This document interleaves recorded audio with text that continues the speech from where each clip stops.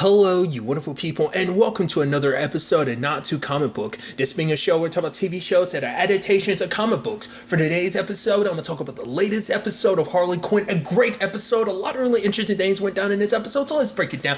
Well, first and foremost, picking up where the last episode left off, we have Harley and the crew breaking into Freeze's place, and I love that she fashioned it into a vagina because she's talking about the fact is that everyone kind of does the penis thing, and she's like, it's super sexist, so she's like, making a stand, which I love. Psycho being like, you literally wasted all that time doing a vagina. We could have actually used this super powerful fire weapon in the future, but she was like, don't challenge my art or something like that. And while they're going through the tunnel and everything, because she's super, I love the kick that she's on, because she's on kind of a fuck all dudes type of mentality, which, to be fair, considering her relationship, you can understand having that mentality coming from the very toxic relationship she came from. It's totally understandable. But it's like, everyone gets the updates in the news about Ivy and Kite Man, and I love the fact is that literally King Shark and Clayface are like, oh, congratulations to them. Literally, you hear Dr. Psycho, he could do better. It's like, you have to be such an asshole. But I love at the time, it's like them kind of doing their badass thing of like cutting through people. Like the fact is, it's pretty badass. Harley just skating around, just whacking people, and even at one point she does like that's not called a pirouette, is it? I don't think it is. I think I'm confusing it. But she's spinning like that, and she's slicing people's heads off. I love just how randomly bloody this cartoon can be. And then the fact is, King Shark's talking about the fact is he'll have to bring his date because he is betrothed to like a hammerhead. I forgot her name, and he proceeds to bite the heads off of one dude and to rip another dude in half. I'm like, Jesus. Just casually throwing the bloodiness. And it's like, and they beat all of his goons, and then all of a sudden you have Mr. Freeze pop up, and I love he's like, oh, you and your insane clown group, and it's just like, yeah, and he freezes all of them. It's like, I love that. Like, all this, I'm like, yeah, we're going to get your ass, and we're going to kill you. Oh, and he freezes everybody. And I love that Psycho's powers can't work because he has brain freeze, because the fact of the matter is, like, it's so cold. Also, it's just kind of a weird situation. I don't know why he did that. When they were fighting the goons, Clayface turned into a snowman. I guess because the goon he was fighting stopped, and he punched one, and he punched another. I was almost like, what was the point of turning into a snowman?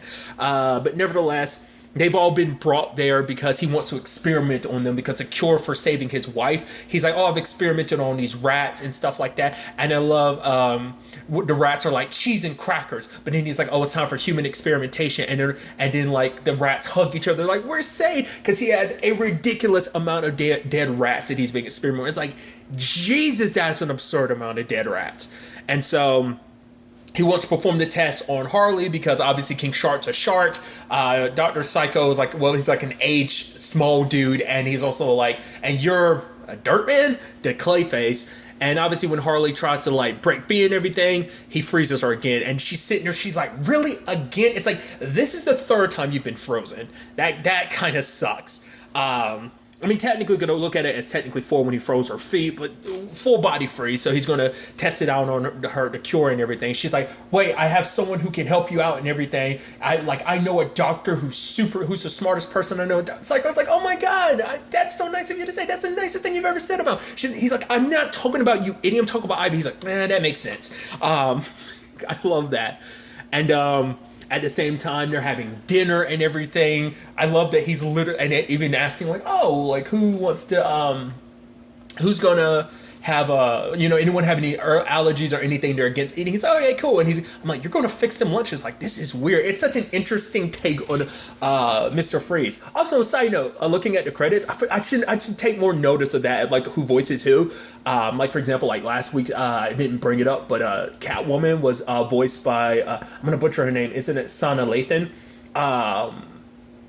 Cleveland's Wife in a Cleveland Show is like one thing, but obviously she's done like a lot of live act. That's one thing that comes to my mind immediately when it comes to voiceover work. But obviously she's popped up in a lot of stuff like live action wise. But regardless, Alfred Molina voices Mr. Freeze, which is interesting, because obviously he was Dr. Otto Octavius in Spider-Man 2, so I was like, it's just interesting you're in both lanes. But nevertheless, they're frozen in place waiting for food. I almost halfway expected the food to be cold because, he's an ice villain. So I was like, oh, he must like serve hot, cold food. But no, it's like when Psycho is eating, he's like, oh, and Psycho's like, why the hell are you looking at me? He's like, oh, no, describe it to me. Basically because because hot food will raise his temperature. Kill him. So he's like, I can't eat hot food, but he's living vicariously through them. He's like, ooh, and how does it taste? He's like, I don't know, buttery. He's like, ooh, buttery. I'm like, I love that this is a thing. But also he's serving his wife. He's like, oh yeah, he is a little crazy because it's like, oh honey, like, oh, she always loves, guests and stuff like that. And even at one point it's like, oh, how'd you two meet? He's like, well, you tell them, honey. He's like, she actually tells it best, but I'll go ahead and, she's shy. I'll tell her. I'm like, you're acting a little crazy right now. I love that whole situation. I even thought was interesting because like from when he's feeding her soup and like it's going through the tube, I was like, oh, that is a little weird, but at the same time, because like once again, Harley's on a like F love, like I said, kind of fuck dudes, but more so just fuck love because she's just like, oh, it's bullshit, and the fact of the matter is, I love the fact is that she's talking about, oh yeah, like he's so obsessed with his wife and doing all this and that for her. And then what was it, Clayface that was like, oh, some people might consider that romantic. And she's like, whatever. But the fact of the matter is, I forgot what it was exactly. Like, the fact is, Harley was kind of going off about him and stuff like that. And even King Sharp being like, oh man, like, Joker really I'm kind of sorry. Joker really messed you up. It shows you just like how it's like, because it's like the fact is she had like a psychological, obviously she was a doctor and everything. She put her life on hold, her career on hold because of him, even changing her appearance permanently because of him and almost dying on a multitude of times. So I also love that Clayface literally could have left at any point in time. And while he was getting food, he literally got up, got back in the ice, like, get the gun. And she's like, I'm going to save his wife because he's holding her hostage and stuff like that. And so when the time comes, it's like, oh, I'm going to free her because she's not yours. And I'm sure that whole, her dying thing was complete and utter BS. Unfreezes her. See, she's free. Oh, wait. She's like, oh, honey, the fact is I'm seeing your face again must mean that you did find a cure for my disease. And she's bleeding from her nose. And it's like, oh, shit. I love that. It's just kind of like, in that moment, her was like, oh, I fucked up. And so Frieza's like, oh, I'm gonna blow this whole place up. I love that the entire time there's the whole thing with Ivy and Kite Man. They're trying to find a venue for the wedding and everything. He has his eyes set on one place, and I love that he gets a text from Condiment King. This is perfect because it makes me think of Collider Live. That was like a bit because like Christian found out about like Condiment King and Kite Man being alive. I mean, not being alive, being a thing in the comic books. That was my first experience. Like, wait, these are real villains in the DC universe? Yeah, totally. And it turned into a bit, and I love that, So it's just interesting to see that all come full circle. And he's like, this is my nemesis. And she's like, wait, what? It's like, oh, he's such an asshole. It's like, yeah, he's a dick and that. Oh, why? It's like, oh, the way he said this, no emojis, not conveying emotion or intent. Like, and even using a period instead of an explanation. The fact of the matter is, this is him being sarcastic. And part of me is like, is he reading too much into it? And we meet Condiment King later on. It's like, no, total D-bag. Even he's like, oh, you got a spot on your suit. He's like, what, where? And squirts mustard on it. It's like, that's such a dick move. I was like, holy, he's kind of an asshole. He's getting married and everything too. He's trying to take the place and he's putting on a better impression, in the guy. But obviously this place means a lot to Kite Man because he saw it in like a reality show he was watching and he was like, oh, the photos are just like the venue and stuff like that. The photos and everything were just so beautiful that he's been, it's so interesting because it's like for him, it's like he's been thinking about a wedding ever since he saw that. So like, this means a lot to him. And obviously because it means a lot to him, it means a lot to Ivy. But it's like, no, we're going to impress the hell out of him, but it kind of doesn't really work. And she's obviously got to go help Harley with the whole situation. I love that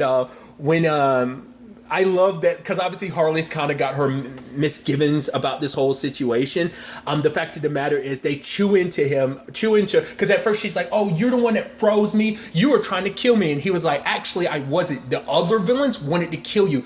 I'm the one that froze you. I decided to free. I told them to freeze you because it was my way of saving you, because, you know, they were a bunch of cisgender, heterosexual people who just want to kind of, what was it he said exactly, make, treat females like an object or something like that. And in that moment, Harley was like, oh, and I love King Shark being, you literally, I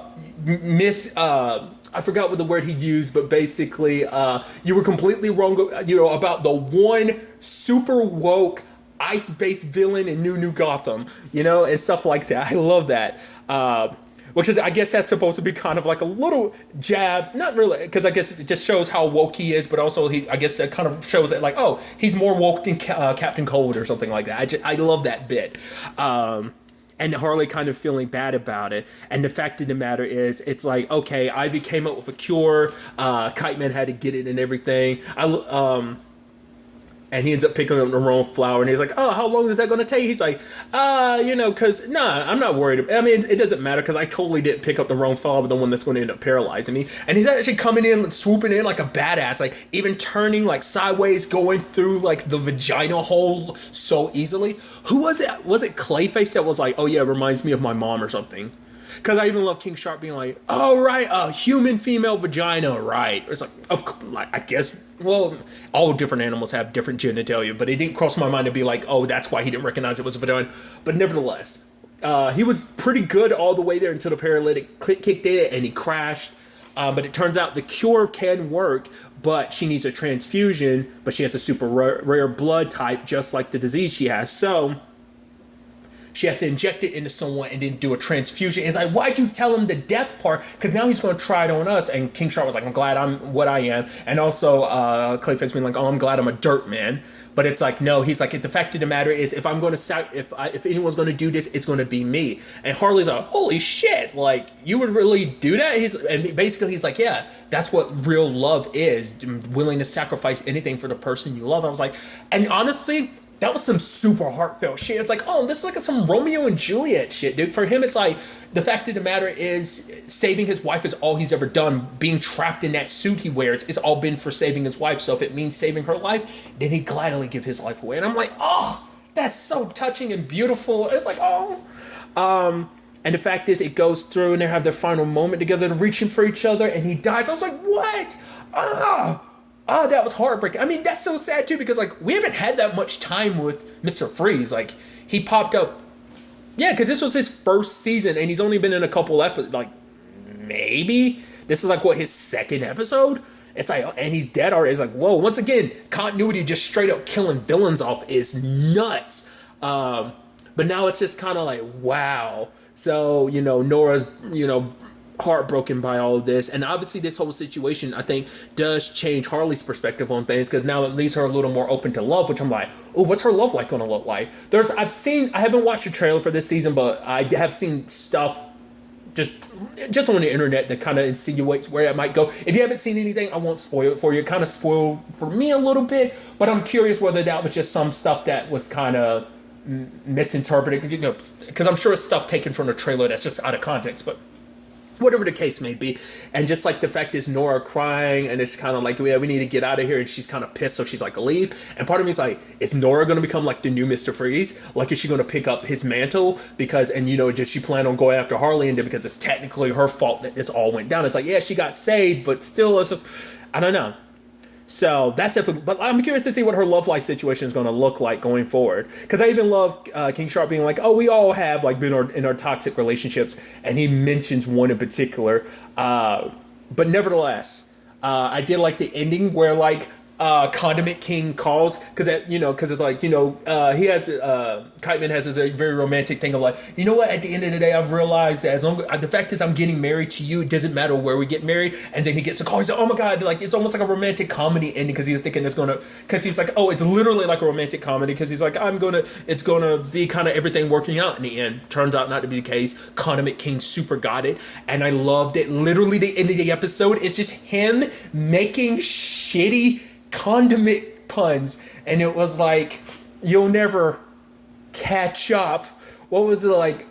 I forgot the mayonnaise pun, and then a tart, and he's like, tar for now. And then I love Ivy being like, okay, he's my nemesis now too. Because she even was laughing because the fact is that he was talking about like, oh, like us supervillains. And she was like, oh, really? But it's like, oh, that's her nemesis now too. So I love that as a couple, that's their nemesis. I love it. It's so good.